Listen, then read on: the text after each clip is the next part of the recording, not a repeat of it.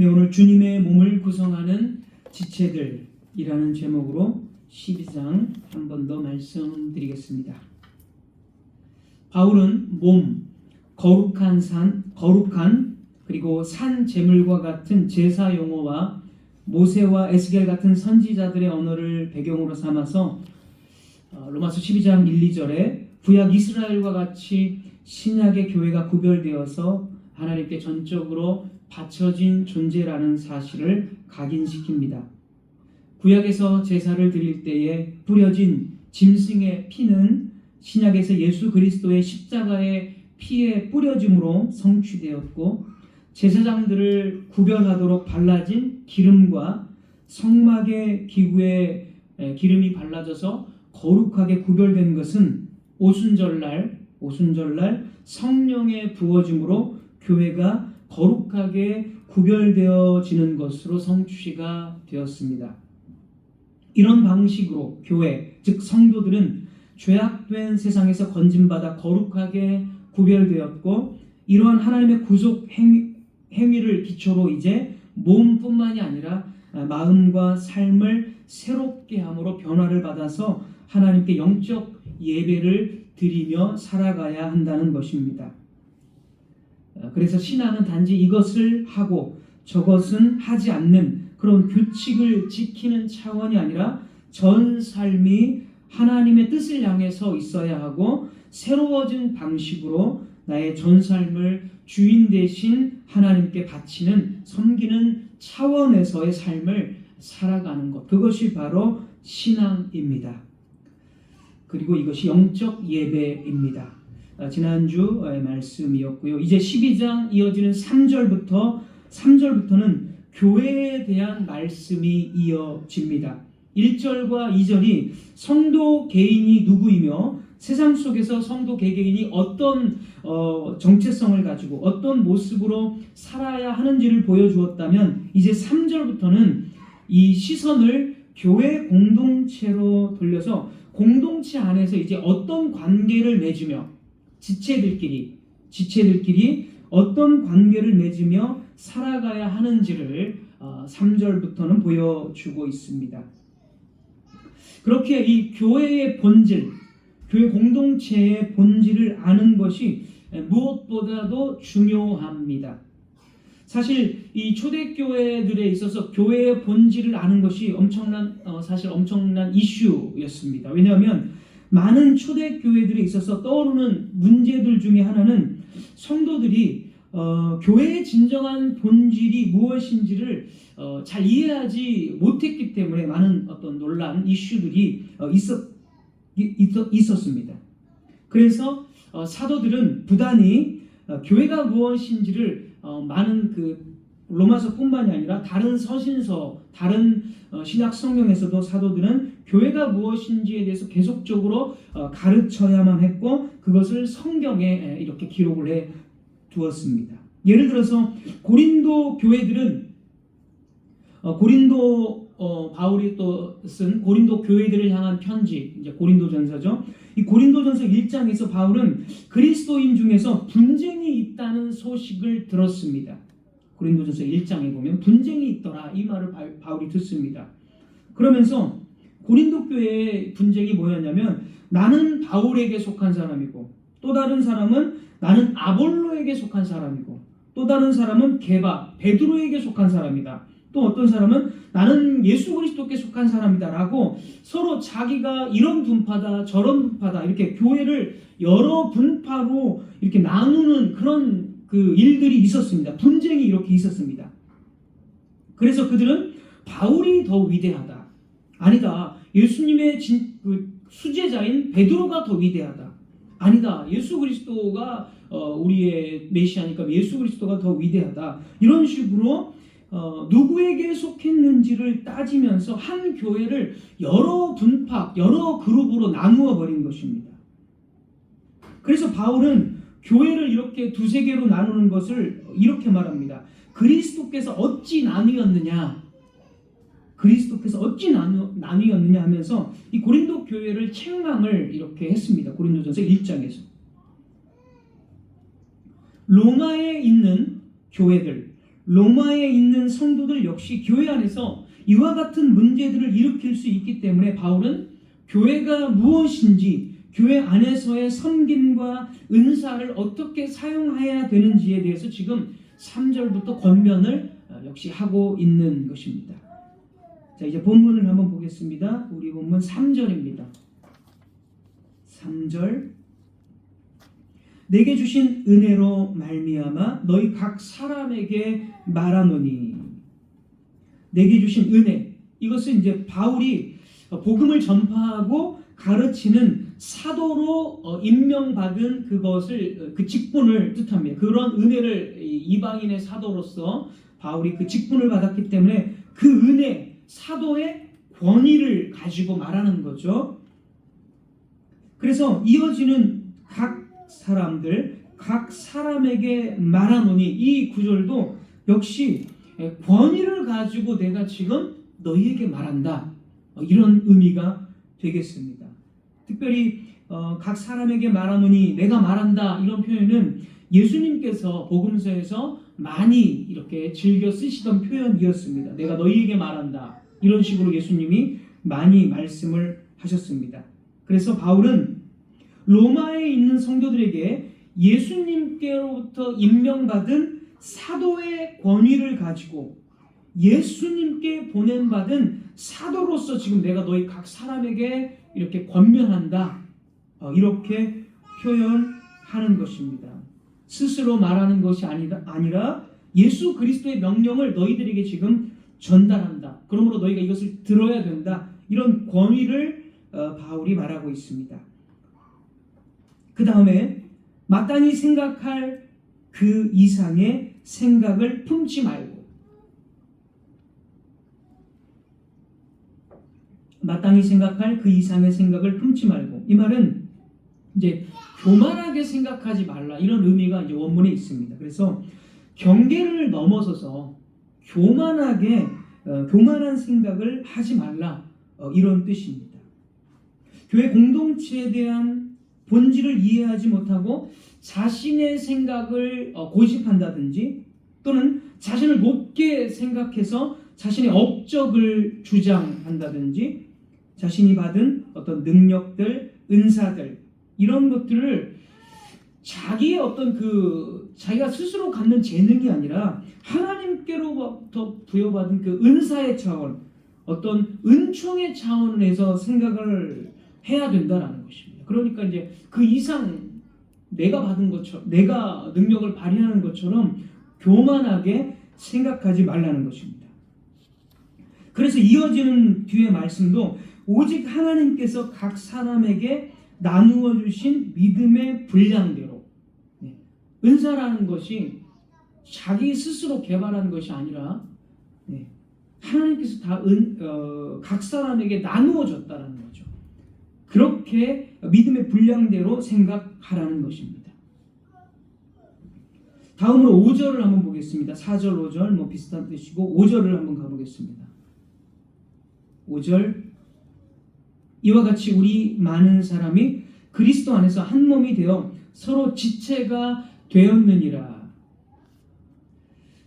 바울은 여기서 이제 교회의 본질에 대해서 이야기하고 있는데, 성도들이 그리스도 안에서 한 몸이 되어서 서로 몸을 구성하고 있다는 것입니다. 지체가 되었다는 것은, 지체라는 것은 몸의 부분, 몸이 있으면 몸을 구성하는 가슴, 배, 팔, 다리, 이런 것을 이제 지체라고 하죠. 하나의 몸을 구성하는 몸의 각 부분들이 되었다는 것입니다. 그러나 이제 중요한 거는 그냥 한 몸이 아니라 그리스도 안에서 한 몸이라는 것입니다. 그리스도 안에서 한 몸.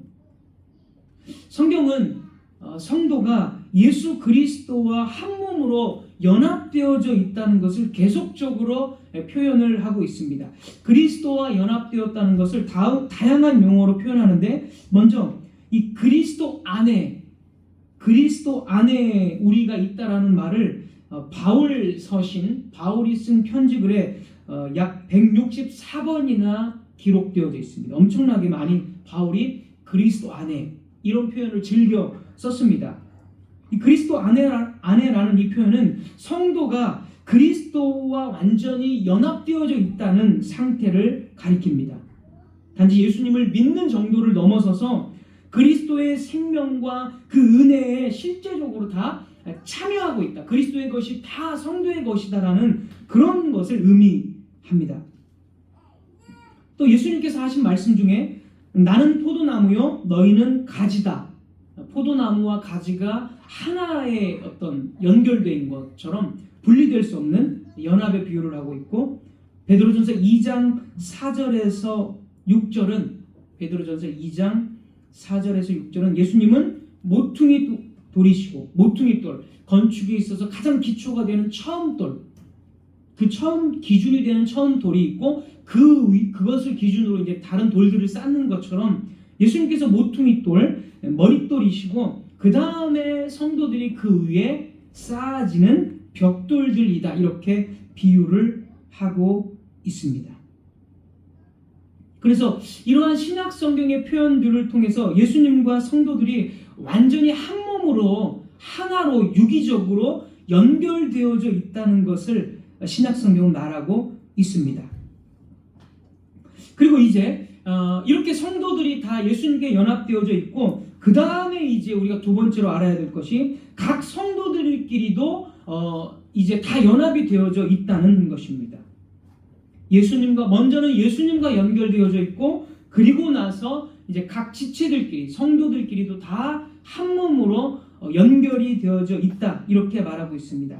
고린도전서 12장 3절에서는 성령이 우리를 한 몸 되게 하셨다. 이렇게 말합니다. 오늘 로마서 본문도 우리가 한 몸이 되었다. 이렇게 말하고 있고, 고린도전서 12장 13절에서는 성령으로 우리가 하나 되었다. 이렇게 말합니다. 이것은 제가 한번 읽고 넘어가겠습니다. 고린도전서 12장 13절 우리가 유대인이나 헬라인이나 종이나 자유인이나 다 한 성령으로 세례를 받아 한 몸이 되었다. 그러니까 성령께서 영적으로, 우리가 물리적으로 한 몸이 아니라 그렇게 도저히 그런 건 불가능하죠. 그러나 예수님 안에서 그리고 성령으로서 우리가 전부 하나의, 영적으로 하나의 몸이 되었다라는 것입니다. 그래서 성도들은 교회라는 것을 이해할 때 적어도 두 가지의 의식이 필요합니다. 두 가지. 하나는 내가 예수님과 온전히 하나가 되어져 있다. 예수님과 하나 되었다는 것은 그 의식이고, 다른 하나는 예수님 안에서 다른 성도들끼리도 하나의 몸을 이루는 공동체가 되었다. 운명 공동체가 되었다. 이렇게, 이게 두 번째 의식입니다. 이 두 가지 의식, 그러니까 교회의 본질입니다. 이것이 내가 예수님과 연합되었다는 것을 통해서 나는 언제든지 나 자신의 삶을 전적으로 그분의 명령 아래에 두어야 한다는 것이고, 그분 앞에서 더 이상 나를 고집하는 것은 무모하고 가치 없는 일이 됩니다. 그래서 바울은 갈라디아서 2장 20절에 내가 그리스도와 함께 십자가에 못 박혔다. 그래서 이제는 내가 사는 것이 아니요 내 안에 그리스도와 함께 사는 것이다. 이렇게 표현을 합니다. 그래서 내가 예수님 안에 있기 때문에, 속해 있기 때문에, 연합되었기 때문에 예수님 안에서 자기중심적인 욕심과 고집으로 사는 것이 아니라 믿음으로 예수 그리스도와 더불어 산다. 바울은 갈라디아서 2장 19, 20절에 그렇게 말하고 있습니다. 그 다음에 두 번째 의식에서 나는 함께 몸을 구성하는 성도들에 대한 책임도 하나의 공동체를, 몸된 공동체를 가지고 있기 때문에 언제든지 우리는 공동체 의식, 책임 있는 그 역할에 있어서 최선을 다해야 한다는 것입니다. 나라는 존재가 분명히 하나의 독립된 개체이기는 하지만 교회라는 거룩한 공동체 속의 개체이며, 교회와의 관계를 떠나서는 존재할 수도 없고 존재 가치 또한 없다는 점을 우리는 여기서 분명히 유념해야만 합니다. 예수 그리스도께 속한 사람은 동시에 교회 공동체에 유기적으로 묶여져 있다. 그래서 이 사람이라는 게 독립된 개체이지만 이 독립된 개체는 교회 공동체를 떠나서는 우리는 이게 무가치하다. 이런 말이 됩니다. 여러분, 이게 왜 맞는 말이냐면 우리는 개개인이지만 우리가 밖에 나가서 사는 것도 무엇으로 사는 것입니까? 교회로서. 개개인이 교회이기 때문에 교회로서 살아가는 것이고, 또한 함께 모여서 교회 공동체를 이루며 살도록 부름받은 사람들입니다. 우리는 그렇게 살도록 부름받았어요. 그러니까 교회와 관계되지 않는다. 우리는 이것을 상상할 수 없는 것입니다. 밖에 나갔을 때 나는 교회로서 생각하고 말해야 하고 행동하는 것이고, 교회 공동체 안에서도 나는 교회의 한 구성원으로 생각하고 말하고 행동을 해야 하는 것입니다. 이 점을 꼭 기억하시기 바랍니다. 그리고 이제 그리스도의 몸인 교회는 여러 지체들이 각기 다른 기능을 따라서 일하도록 세워졌다는 것입니다. 바로 그 내용이 6절부터 8절까지 기록이 되어져 있습니다. 그리스도의 몸인 교회를 우리가 이루고 있는데, 그 몸을 구성할 때 다 똑같은 것이 아니라 각기 다른 기능과 역할을 가지고 있다. 그렇게 주님의 몸을 구성하고 있다는 것이죠. 팔의 기능, 다리의 기능, 관절의 기능이 다 다르듯이 각기 다른 독특한 어떤 특징들이 있어서 각기 다른 기능들을 가지고 있다는 것입니다. 그래서 6절부터 8절까지는 교회 안에서 어떻게 하나의 몸을 구성하면서 어떤 기능과 역할이 있는지, 어떻게 섬겨야 되는지를 보여줍니다. 그리고 이러한 섬김, 기능과 역할은 이미 구약 이스라엘 공동체 안에서도 이미 다 교회라는 공동체가 하나님께서 세우셨을 때 다 이런 기능들이 있었습니다. 그래서 예를 들어서 사사시대는 이스라엘 백성들이 매우 타락한 시대입니다. 그런 타락한 시대인데 룻기를 보면 보아스라는 사람은 타락한 시대 속에서도 참된 공동체를 이끌고 있었습니다.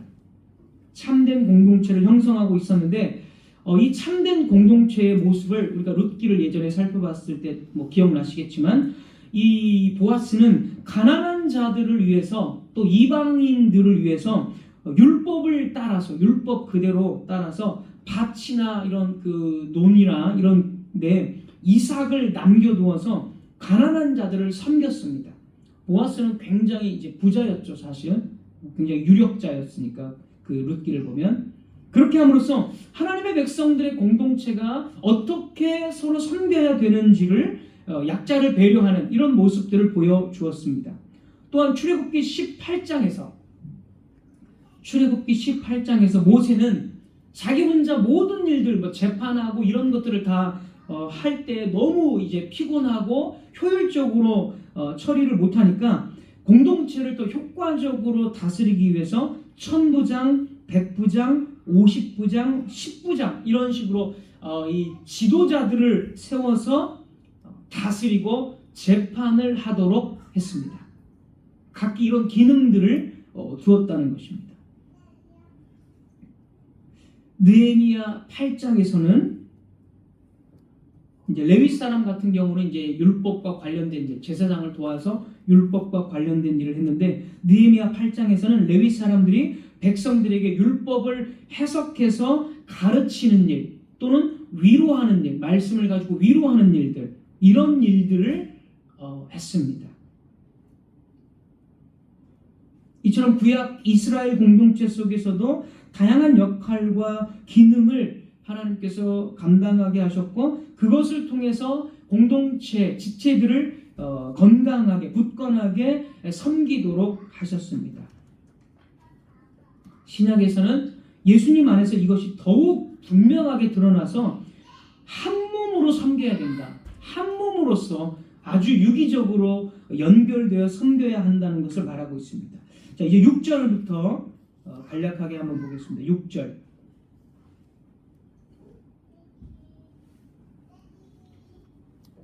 우리에게 주신 은혜대로 받은 은사가 각각 다르니 하나님이 교회 성도들에게 주신 은혜대로 받은 은사가 각각 다르. 은사는 뭐 재능이라고도 물론 쉽게 표현을 하는데 물론 재능도 뭐 폭넓게 그런 뜻으로도 사용될 수 있습니다. 어쨌든 은사는 여기서 중요한 것은 하나님께서 주신 재능, 하나님께 부여받은 은총이라는 뜻입니다. 은사는 하나님께 거저받은 선물, 하나님께서 주신 은총, 하나님께서 주신 재능, 뭐 이렇게 해석을 해도 뭐 상관이 없겠습니다. 그래서 그러한 하나님께서 주신 은혜가 다 다르다는 것이죠. 그래서 이어서 보면 혹 예언이면 믿음의 분수대로 예언. 여기서 예언이라는 것은 간략하게 제가 짚고 좀 넘어가야 되는데 예전에도 말씀을 드렸지만 그래도 예언은 미래의 일을 알아맞추는 것. 오늘날에 그런 신기한 게 있어서 미래의 일을 알아맞추는 것. 그것이 성경에서 예언이 절대 아닙니다. 자, 구약의 선지자들이 예언을 했습니다. 예언자들이라고 불리죠. 선지자들은 그 자체가 예언자, 선지자. 그리고 야곱도 예언을 했어요. 야곱이 자기 아들들에 대해서 다 예언을 했어요. 그리고 그대로 다 됩니다. 모세도 예언을 했습니다. 다윗도 시편을 보면 예언을 했어요. 그런데 여러분 보십시오. 야곱이 한 예언이 다 뭐에 관한 예언입니까? 다 예수 그리스도와 그의 교회에 관한 예언이고 모세도 다 예수 그리스도와 그의 교회에 관한 예언, 다윗도 예수 그리스도를 엄청나게 많이 예언했습니다. 그러니까 이 구약에서 예언이라는 것은 전부 다 예수 그리스도를 가리켰습니다. 그래서 예언이라는 것은 우리가 흔히 생각하는 대로 미래를 맞추는 것이 아니라 아직 드러나지 않는 하나님의 계시를 미리 말한 겁니다. 미리 말한 거예요. 구약에서는 예수 그리스도가 아직 오시지 않았기 때문에 미리 예수 그리스도에 대한 계시를 말한 겁니다. 그게 예언입니다. 신약의 예언도 같습니다. 구약과 조금 다른 점이 있다면 신약에서는 이제 그 예언이 구약에서 했던 그 예언들이 예수 그리스도가 진짜 오셔서 하나님의 구속의 계획들을 모두 성취하셨기 때문에 하나님의 구속의 그 복음을 하나님의 그 분명하게 드러난 뜻을 잘 해석하고 설명하는 것, 그것이 바로 예언입니다. 한마디로 설교입니다. 설교. 구약의 모든 예언들이 예수 그리스도의 복음으로 결론 났기 때문에 그것을 잘 알아듣도록 설명하는, 선포하는 것이 바로 예언입니다. 시간 관계상 예언은 여기까지만 설명을 하고 나중에 기회가 될 때 아주 자세하게 다른 부분에서도 예언을 다른 성경에서도 어떻게 사용하는지 다 이런 관점으로 쓴다는 것을 제가 나중에 좀 더 말씀을 드리도록 하겠습니다. 그러한 어떤 목사의 어떤 직무라고 볼 수 있죠. 7절 보겠습니다. 7절. 혹 섬기는 일이면 섬기는 일로. 모든 성도들, 집사가 주로 섬기는 일을 잘 이렇게 관리하고 하지만 모든 성도들이 다 함께 섬겨야 되고, 혹 가르치는 자면 가르치는 일로. 네, 이것도 물론 교사에 대한 것이지만 그래도 이렇게 교회 안에서 말씀을 조금 더 알아서 좀 권면할 수 있는 그런 것. 8절. 혹 위로하는 자면 위로하는 일로. 역시 말씀으로 위로하고 섬기며 좀 이렇게 격려할 수 있는 것. 구제하는 자는 성실한 것. 구제. 역시 집사의 그 어떤 직무이지만 교회 안에서의 그런 구제들. 다스리는 자는 부지런함으로. 직분자들을 말하는 것이고, 긍휼을 베푸는 자는 즐거움으로 할 것이니라. 네, 역시 비슷합니다. 자, 모두 교회 공동체를 구성하는 개개인의 기능과 역할에 대해서 말을 하고 있습니다. 그리고 이런 기능과 역할의 목적은 분명합니다. 교회의 덕이 되게 하는 것. 예수 그리스도의 몸된 교회를 더 굳건하게 세우기 위함이 목적입니다. 에베소서 4장 12절에서는 분명히 말합니다. 에베소서 4장 12절에서 이러한 개개인의 은사들, 재능들을 다 설명한 뒤에 이렇게 말합니다. 이는 성도를 온전하게 하여 봉사의 일을 하게 하며 그리스도의 몸을 세우려 하십니다. 그리스도의 몸을 세우기 위해서 이런 은사들을 하나님이 주셨고 그것에 따라 교회 공동체가 일한다는 것입니다. 그래서 각각 개개인의 기능과 어떤 역할들, 이 은사들은 오직 주 예수님을 위해서 주님의 몸인 교회를 더욱 굳건하게 세우는 것이 바로 목적입니다. 그리스도께서는 자신의 생명을 내어주심으로 교회를 세우셨습니다. 그리고 부활 승천 후 성령을 보내심으로써 교회를 시작하시고 뻗어가게 하시고 지금도 교회를 이끌어 가십니다. 교회는 그래서 참으로 인간이 세운 것이 아니라 예수 그리스도께서 성령으로 세우신 신적인 걸작품입니다. 그러므로 교회는 단순히 제도나 조직이 아닙니다. 육체적인 것이나 인간적인 것이 아닙니다. 교회에 대한 신약의 정의는 예수 그리스도의 몸이며 우리들은 그 몸을 구성하는 지체들, 하나로 연결된 지체들이라는 것입니다. 우리는 교회에 관한 이 진리를, 이 본질을 믿어야 합니다. 우리는 주님에 관해서 단지 몇 가지 사항만을 믿기만 하는 사람들이 아닙니다. 우리가 고백하는 사도신경에는 마지막에 성령과 거룩한 공교회를 믿는다. 이게 교회입니다. 거룩한 공적 모임. 이 교회를 믿어야 된다라고 사도신경은 말합니다. 벨기에 신앙고백서나 하이델베르크 교리문답도 교회에 관해서 우리가 무엇을 믿어야 하는지를 말하고 있습니다. 물론 구원이라는 것은 주 예수님을 믿음으로 받는 것입니다. 그런 의미에서 구원은 하나님과의 1대1의 문제입니다. 그러나 하나님께서 주신 구원이 무엇인지 가장 확실하게 드러나고 알 수 있는 곳이 어디입니까? 교회입니다. 교회. 우리는 교회됨을 통해서 구원이 무엇인지를 더 확실하게 알아가는 것입니다. 교회가 하나님의 구원이 펼쳐지는 하나님의 나라이고 하나님의 왕국이고 주 예수님께서 이 교회 공동체 속에 자신을 나타내신다라고 분명히 말씀을 하십니다. 그러니까 구원이 펼쳐지는 곳이 바로 교회입니다. 우리는 이렇게 분명하게 교회의 본질을 생각해야 합니다. 타락한 교인들은 신앙생활을 지나치게 개인적인 것으로만 생각하고 끝내버립니다. 그래서 일부러 사람 많은, 자기를 알아보지 못하는 사람 많은 대형교회에 가서 티 안 나게 예배만 드리고 오거나 성도들을 위한 섬김도 없고 심지어 영상 예배를 보면서 신앙생활을 잘하고 있다라고까지 생각을 합니다. 구원은 개인적인 부르심이지만 그게 다가 아닙니다. 구원은 개인적인 부르심과 동시에 교회 공동체로의 부르심입니다. 구원을 각 개인의 문제로만 국한시켜 생각하는 것과 그리스도의 몸을 이루기 위한 공동체적 부르심으로 이해하는 것은 엄청난 차이가 있습니다.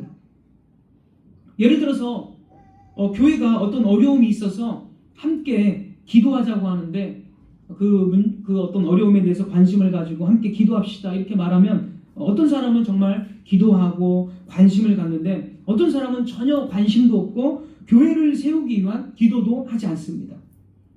그래서 그런 사람들은 교회의 일은 교회의 일이고 내 일은 내 일이어서 나는 내일로도 바쁜데 하면서 그런 식으로 생각을 합니다. 교회 공동체 의식, 하나의 몸을 구성하고 있는 이 공동체 의식이 없으면 이런 식으로 생각을 합니다. 그러면서 자기는 구원은 1대1의 하나님과 1대1의 문제니까 나는 죽어서 천국 가는 데는 문제 없고 신앙생활 별 문제 없이 잘한다고 생각을 합니다. 그러나 그런 사람이 하나님이 말씀하시는 구원이 무엇인지를 알 수 있을까요? 사도행전 20장 28절에서는 사도행전 20장 28절에서는 하나님이 자기 피로 교회를 구원하셨다. 자기 피로 교회를 사셨다라고 말합니다. 그러니까 물론 개개인을 주님께서 성도들 개개인을 구원하기 위해서 십자가에서 죽으셨지만 신약 성경의 관점은 오직 교회입니다. 교회. 개인의 구원 이것도 중요하지만 더 많은 부분은 주님께서 교회 공동체를 자기 피로 사셨다라고 말합니다. 주님은 온통 당신의 교회의 공동체에 대해서 관심이 많으십니다. 유대교 신자였던 사울이 이제 바울로 계명을 하죠. 유대교 신자였던 사울이 처음에 복음을 모르고 교회를 멸망시키려고 할 때 예수님께서 이렇게 말씀하십니다. 사도행전 9장에 보면 예수님께서 사울아 사울아 네가 왜 나를 핍박하느냐. 주님은 교회를 핍박하는 것을 주님 자신을 핍박하는 것이다라고 말씀을 하십니다. 그만큼 교회가 주님 자신과 동일시되어져 있습니다. 구원은 받았는데 교회에 관심이 없다? 그것은 구원이라고 말할 수가 없습니다.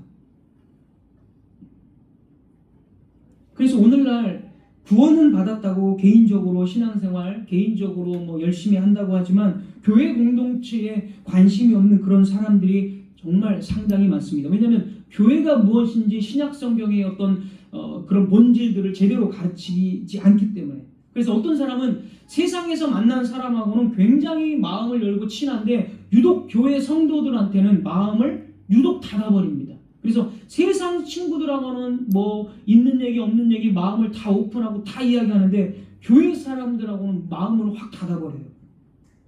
그런 사람이 제대로 된 신앙이겠습니까? 어떤 사람은 교회에 대해서 교회에서 자기 멋대로 행동하고 교회에 다른 목적이 있어서 교회를 다니고 교회에서 어떤 사람은 편을 나누고 아까 고린도전서 말씀처럼 편을 나누고 이런 사람들은 분명 뭔가를 잘못 믿고 있는 거예요. 교회는 잘 짜여진 조직, 행정, 건물이 아닙니다. 교회는 그리스도의 피로 하나 된 형제 자매들의 공동체입니다. 세상에서 가장 정이 많고 끈끈한 동호회나 친목회가 있더라도 그리스도의 피로 한 몸이 된 교회를 능가할 수 없습니다. 교회는 그렇게 되어야 합니다. 그런 교회를 우리가 만들어 갑시다. 주님은 더 이상 우리 자신을 추구하지 않고 사랑 안에서 다른 지체들을 섬기도록 돌보도록 하십니다. 성령님께서는 우리가 교회 공동체를 위해서 자원해서 일하도록 하십니다. 그래서 우리는 피차 서로를 돌볼 수 있습니다. 젊은 사람들은 나이 든 사람들을 필요로 하고 병든 사람은 건강한 사람을 필요로 합니다.